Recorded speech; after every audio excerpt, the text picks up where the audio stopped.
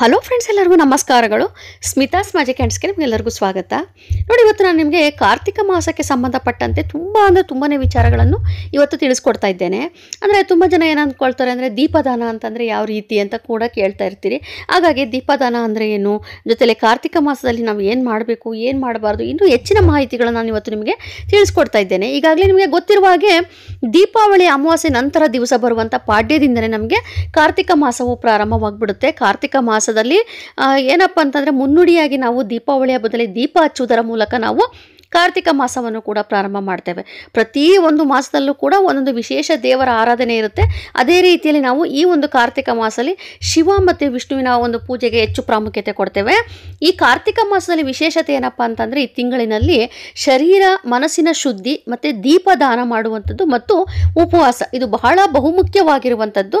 ಹಾಗೆ ತೀರ್ಥ ಸ್ನಾನಕ್ಕೂ ಕೂಡ ತುಂಬ ಪ್ರಾಮುಖ್ಯತೆ ಕೊಡ್ತೇವೆ. ಅದು ನಮಗೆ ಕಾರ್ತಿಕ ಮಾಸದಲ್ಲಿ ನಾವು ವಿಶೇಷವಾಗಿ ಪಾಲನೆ ಮಾಡಬೇಕಾಗಿರುವಂಥದ್ದು. ಈ ಒಂದು ಕಾರ್ತಿಕ ಮಾಸದಲ್ಲಿ ವಿಶೇಷವಾಗಿ ವಿಷ್ಣು ಮತ್ತು ಶಿವ ಜೊತೆಯಲ್ಲಿ ತುಳಸಿ ಮತ್ತು ಗಂಗಾ ಪೂಜೆಗೆ ನಾವು ತುಂಬಾ ಪ್ರಾಮುಖ್ಯತೆ ಕೊಡ್ತೇವೆ. ಗಂಗಾ ಪೂಜೆ ಅಂದರೆ ಗಂಗಾ ನದಿಯಲ್ಲಿ ತೀರ್ಥ ಸ್ನಾನ ಮಾಡುವಂಥದ್ದು, ತೀರ್ಥಕ್ಷೇತ್ರಗಳಿಗೆ ಹೋಗಿ ನಾವು ಸ್ನಾನ ಮಾಡಿಕೊಂಡು ದೇವರ ದರ್ಶನ ಮಾಡುವಂಥದ್ದು ವಿಶೇಷವಾಗಿರುತ್ತದೆ. ಹಾಗಾಗಿ ನಾವು ಈ ಮಾಸದಲ್ಲಿ ನಾವು ಮಾಡಬೇಕಾಗಿರುವಂಥದ್ದು ಏನಪ್ಪ ಅಂತಂದರೆ ಬಹಳ ಬೇಗನೆ ಎದ್ದು, ಅಂದರೆ ಸೂರ್ಯೋದಯಕ್ಕೂ ಮುಂಚೆ ನಾವು ಬೇಗನೆ ಎದ್ದು ಸ್ನಾನವನ್ನು ಮಾಡಿಕೊಳ್ಳುವುದು ತುಂಬಾ ಒಳ್ಳೆಯದು. ಸ್ನಾನಕ್ಕೆ ಸ್ವಲ್ಪ ಮಟ್ಟಿಗೆ ಗಂಗಾ ಜಲವನ್ನು ಹಾಕಿಕೊಂಡು ಸ್ನಾನ ಮಾಡಿಕೊಂಡ್ರೆ ತುಂಬಾ ಒಳ್ಳೆಯದು. ಕಾರಣ ಏನಪ್ಪ ಅಂತಂದರೆ ನಾವು ಅಷ್ಟು ದೂರದಲ್ಲಿ ಗಂಗಾ ನದಿಗೆ ಹೋಗಿ ನಾವು ಅಲ್ಲಿ ತೀರ್ಥಕ್ಷೇತ್ರ ಅಥವಾ ತುಂಬ ದೂರದಲ್ಲಿರುವಂಥ ತೀರ್ಥಕ್ಷೇತ್ರಗಳಿಗೆ ಹೋಗಿ ನಾವು ಸ್ನಾನ ಮಾಡಿಕೊಂಡು ಬರುವುದು ತುಂಬ ಕಷ್ಟವಾಗುತ್ತದೆ. ಹಾಗಿದ್ದಾಗ ನಾವು ಈ ಒಂದು ಕಾರ್ತಿಕ ಮಾಸದಲ್ಲಿ ವಿಶೇಷವಾಗಿ ನಾವು ಸೂರ್ಯೋದಯಕ್ಕೂ ಮುಂಚೆ ಎದ್ದುಬಿಟ್ಟು ನಾವು ಒಂದು ಸ್ನಾನವನ್ನು ಮಾಡಿಕೊಂಡು ನಂತರದಲ್ಲಿ ಪೂಜೆಯನ್ನು ಪ್ರಾರಂಭ ಮಾಡುವುದು ತುಂಬಾ ಒಳ್ಳೆಯದು. ನೋಡಿ, ಕಾರ್ತಿಕ ಮಾಸದಲ್ಲಿ ನಾವು ಪ್ರತಿನಿತ್ಯವೂ ಕೂಡ ನಾವು ಮಾಡಬೇಕಾಗಿರುವಂಥದ್ದು ಏನಪ್ಪ ಅಂತಂದರೆ ಈಗಾಗಲೇ ಹೇಳಿದಾಗೆ ನಾವು ಕಾರ್ತಿಕ ಸೋಮವಾರದಲ್ಲಿ ಶಿವನ ಪೂಜೆಗೆ ತುಂಬಾ ಪ್ರಾಮುಖ್ಯತೆ ಕೊಡ್ತೇವೆ. ಅದರ ಜೊತೆಯಲ್ಲಿ ನಾವು ವಿಷ್ಣುವಿನ ಪೂಜೆಯನ್ನು ಕೂಡ ಮಾಡ್ಕೋಬೇಕಾಗುತ್ತದೆ. ಅಂದರೆ ಪ್ರತಿನಿತ್ಯವೂ ಕೂಡ ನಿಮಗೆ ಏನಪ್ಪ ಅಂತಂದರೆ ನಿಮಗೆ ದೇವರ ಮುಂದೆ ಈಗ ಬೆಳಗ್ಗೆ ನಾವು ಸ್ನಾನ ಮಾಡ್ಕೊಂಡು ಪೂಜೆ ಮಾಡ್ತೀವಲ್ಲ, ಆ ಒಂದು ಸಂದರ್ಭದಲ್ಲಿ ನಾವು ಶಿವನ ಒಂದು ಪಂಚಾಕ್ಷರಿ ಮಂತ್ರವನ್ನು ಹೇಳ್ಕೊಳ್ಳುವಂಥದ್ದು, ಹಾಗೆ ವಿಷ್ಣು ಸಹಸ್ರನಾಮ ಹೇಳಿಕೊಳ್ಳುವಂಥದ್ದು. ಕೊನೆಯ ಪಕ್ಷ ಸಂಜೆಯ ಸಮಯಲಾದರೂ ನೀವು ಆ ಒಂದು ವಿಷ್ಣು ಸಹಸ್ರನಾಮ ಹೇಳಿಕೊಳ್ಳುವುದು ಒಳ್ಳೆಯದು.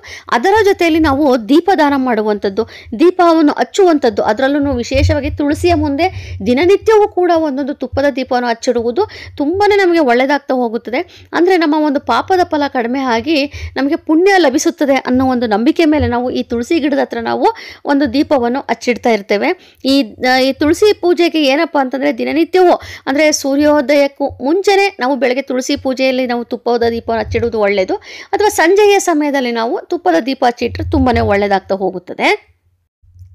ಅದರಲ್ಲೂ ನೋಡಿ, ಕಾರ್ತಿಕ ಮಾಸ ವಿಶೇಷತೆ ಅಂದರೆ ಈಗ ನಿಮಗೆ ಗೊತ್ತಿರುವ ಹಾಗೆ ಸೋಮವಾರದ ದಿವಸ ನಾವು ಶಿವನಿಗೆ ನಾವು ಕ್ಷೀರಾಭಿಷೇಕ ಮಾಡುವಂಥದ್ದು, ಪ್ರತಿ ವಾರನೂ ಕೂಡ ಒಂದು ವಿಶೇಷವಾಗಿ ದೀಪಾರಾಧನೆ ಮಾಡುವಂಥದ್ದು, ಹೀಗೆಲ್ಲ ನಾವು ಮಾಡೋದ್ರಿಂದ ನಾವು ಶಿವನ ಒಂದು ಆಶೀರ್ವಾದವನ್ನು ಬಹಳ ಬೇಗ ಪಡಿತಾ ಹೋಗ್ತೇವೆ.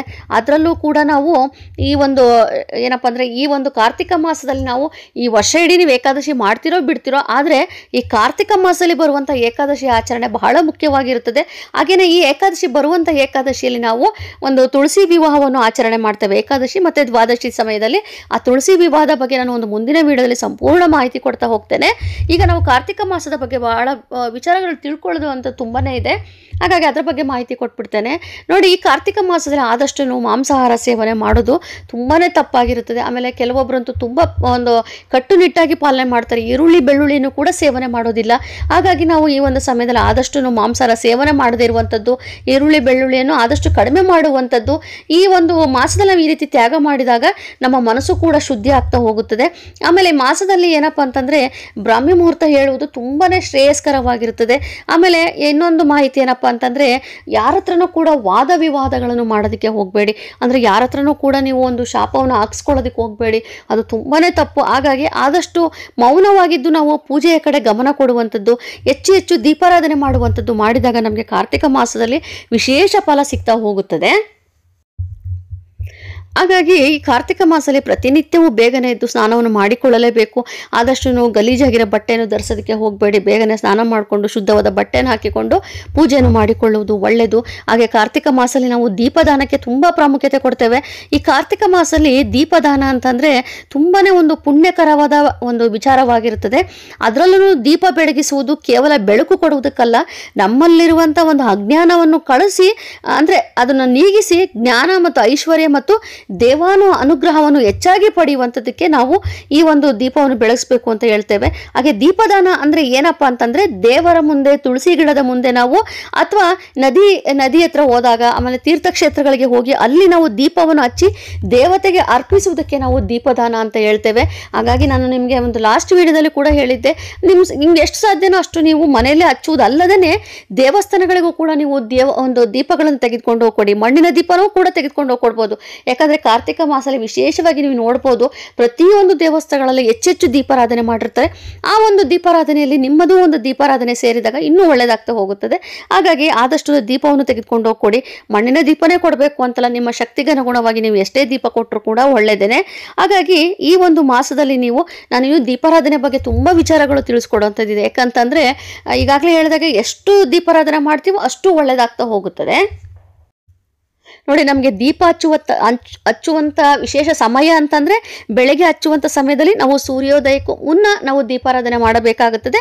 ಸಂಜೆಯ ಸಮಯದಲ್ಲಿ ಸೂರ್ಯಾಸ್ತ ಸಮಯದಲ್ಲಿ ನಾವು ತುಳಸಿ ಆಮೇಲೆ ನಮ್ಮ ದೇವರ ಮನೆ ಏನಿರುತ್ತೋ ಅಲ್ಲಿ ನಾವು ದೀಪಾರಾಧನೆ ಮಾಡುವುದು ತುಂಬಾ ಪುಣ್ಯಕರವಾಗಿರುತ್ತದೆ. ಅದರಲ್ಲೂ ವಿಶೇಷವಾಗಿ ಕಾರ್ತಿಕ ಮಾಸದಲ್ಲಿ ಬರುವಂಥ ಹುಣ್ಣಿಮೆ, ಆಮೇಲೆ ಏಕಾದಶಿ, ಹಾಗೆಯೇ ತುಳಸಿ ವಿವಾಹ, ಇದು ತುಂಬಾ ವಿಶೇಷವಾಗಿ ನಾವು ಆಚರಣೆ ಮಾಡಬೇಕಾಗಿರುವಂಥದ್ದು.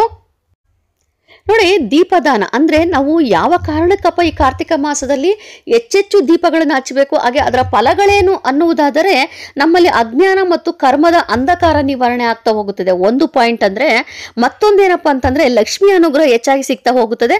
ಧನಧಾನ್ಯ ಸಮೃದ್ಧಿ ಕೂಡ ನಮಗೆ ಹೆಚ್ಚಾಗಿ ಸಿಗುವಂಥದ್ದು. ಆಮೇಲೆ ಪಿತೃಗಳಿಗೆ ತುಂಬಾ ತೃಪ್ತಿ ಕೊಡುತ್ತಂತೆ ಈ ದೀಪದಾನ ನಾವು ಮಾಡೋದ್ರಿಂದ. ಅವರು ನಮಗೆ ತುಂಬಾ ಒಂದು ಆಶೀರ್ವಾದ ಮಾಡ್ತಾರಂತೆ. ಅದ್ರ ಜೊತೆಲಿ ಕುಟುಂಬದಲ್ಲಿ ಒಂದು ಶಾಂತಿ ಒಗ್ಗಟ್ಟು ಹೆಚ್ಚಾಗ್ತಾ ಹೋಗುತ್ತದೆ. ಆಮೇಲೆ ಭಕ್ತಿ, ಜ್ಞಾನ ಮತ್ತು ಆತ್ಮಶುದ್ಧಿ ಕೂಡ ನಮಗೆ ಹೆಚ್ಚು ಮಾಡ್ತಾ ಹೋಗುತ್ತದೆ. ಹಾಗೆಯೇ ಈಗ ತುಂಬ ಜನ ಏನಪ್ಪ ಅಂತಂದರೆ ಈ ಆಷಾಢ ಮಾಸ, ಶ್ರಾವಣ ಮಾಸದಲ್ಲಿ 16 ಸೋಮವಾರದ ವ್ರತವನ್ನು ಪ್ರಾರಂಭ ಮಾಡಿರ್ತಾರೆ. ಅವರು ಈಗ ಕಾರ್ತಿಕ ಮಾಸದಲ್ಲಿ ಮುಕ್ತಾಯ ಮಾಡ್ತಾರೆ. ಅಥವಾ ನೀವು ಈಗೇನಾರ ಪ್ರಾರಂಭ ಮಾಡೋದಾದರೆ ಈಗಲೂ ಕೂಡ ನೀವು 16 ಸೋಮವಾರದ ವ್ರತವನ್ನು ಪ್ರಾರಂಭ ಮಾಡ್ಬೋದು. ಹಾಗೆ ಪಶುಪತಿ ವ್ರತವನ್ನು ಕೂಡ ಈ ಒಂದು ಮಾಸದಲ್ಲೇ ಮಾಡುವಂಥದ್ದು, ಅದು ಕೂಡ ತುಂಬ ವಿಶೇಷವಾದದ್ದು. ಶ್ರಾವಣ ಮಾಸದಲ್ಲೂ ಕೂಡ ಮಾಡ್ತಾರೆ, ಹಾಗೆ ಈ ಕಾರ್ತಿಕ ಮಾಸದಲ್ಲೂ ಕೂಡ ಮಾಡ್ತಾರೆ.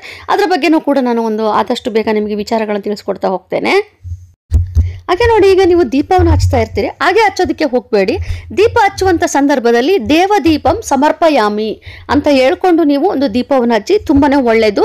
ಹಾಗೆಯೇ ಮಂತ್ರ ನೀವು ಹೇಳ್ಕೊಳ್ಳೋದಾದರೆ ದೀಪಂ ಜ್ಯೋತಿ ಪರಬ್ರಹ್ಮ, ದೀಪಂ ಜ್ಯೋತಿ ಜನಾರ್ದನ ಅಂತೇಳಿ ಹೇಳ್ಕೊಳ್ಳಿ. ಅಥವಾ ನಿಮ್ಗೆ ಅದು ಕಷ್ಟ ಆಗುತ್ತೆ ಅನ್ನೋದಾದರೆ ಸರಳವಾಗಿ ನೀವು ಓಂ ದೀಪ ದೇವಾಯ ನಮಃ, ಓಂ ದೀಪ ದೇವಾಯ ನಮಃ ಅಂತ ಹೇಳಿಕೊಂಡು ನೀವು ಒಂದು ದೀಪವನ್ನು ಹಚ್ಚಿ, ಅದು ನಮಗೆ ತುಂಬಾ ಒಳ್ಳೆಯದಾಗ್ತಾ ಹೋಗುತ್ತದೆ.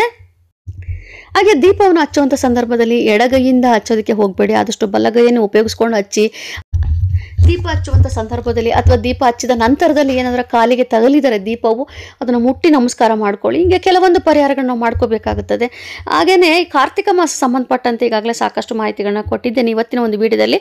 ಇನ್ನು ಮುಂದಿನ ವಿಡಿಯೋದಲ್ಲಿ ಆದಷ್ಟು ಬೇಗ ನಿಮಗೇನು ತುಳಸಿ ವಿವಾಹ ಬೇರೆ ನಮಗೆ ತುಂಬ ಹತ್ರದಲ್ಲಿದೆ, ಎಲ್ಲದ್ರ ಬಗ್ಗೆನೂ ಕೂಡ ಮಾಹಿತಿ ಕೊಡ್ತಾ ಹೋಗ್ತೇನೆ. ಸೊ ಇವತ್ತು ನಾನು ನಿಮಗೆ ತಿಳಿಸ್ಕೊಟ್ಟಿರೋಂಥ ಮಾಹಿತಿಗೆ ದಯವಿಟ್ಟು ಆದಷ್ಟು ಶೇರ್ ಮಾಡಿ, ಲೈಕ್ ಮಾಡಿ, ಕಮೆಂಟ್ ಮಾಡಿ, ಹಾಗೆಯೇ ಸಬ್ಸ್ಕ್ರೈಬ್ ಮಾಡ್ಕೊಳ್ಳಿ.